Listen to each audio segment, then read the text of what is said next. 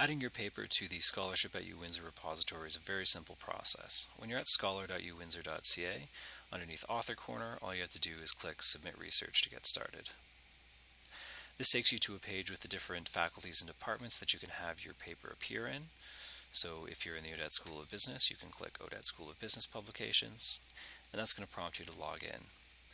So you either log in or create a new account if it's your first time using the site, and you can just use your UWindsor email address to do this really quickly. Once you log in, you're taken to a submission agreement page. So the first part of it just outlines what information you'll need when you upload your paper, so who the authors are, what the title is, the abstract, and that information about your work, and of course any associated files. So if you're posting under the Tri-Council Open Access policy, you should be uploading the author's accepted manuscript, or if permissible, the final published version as well. So the author's accepted manuscript is the version of the article that was modified and accepted for publication after peer review, and it should include all the tables and figures and images that you used in your publication.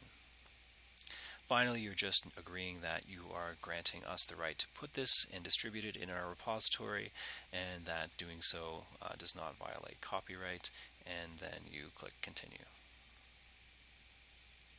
This takes you to a quick submission form, so you can put in things about the paper that people will need to find it. So what the title is, who the authors are, and you'll note that your name is already included once you've logged in, but this allows you to add any co-authors. You can specify what kind of submission this is. Is it an article or a book review or something different? The publication date, and you'll note that some of these fields are required. So you have to have information in the required fields for the submission to go through. You may have an embargo period that you need to comply with, so you can specify that here.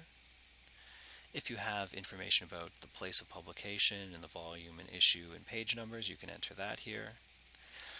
You'll want to enter keywords and abstract, of course, because this is going to make it easy for people to find the work. So all of this content that's available open access is going to be indexed by Google Scholar and other major search engines and academic search engines.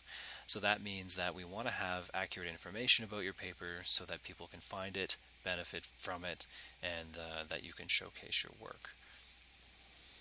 You can also specify what discipline or subdisciplines your work is related to, which again helps for discoverability.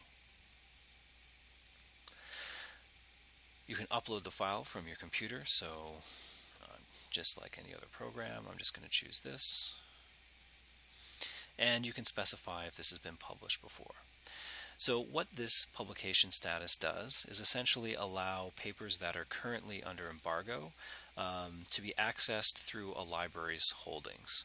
So for example, at the Leddy Library we subscribe to a lot of journals, and so while we're waiting for the embargo period to pass, if you click yes here, it'll mean that there will be a link that tries to access your paper through our library's holdings until it can be made publicly available on the web, open access through the repository.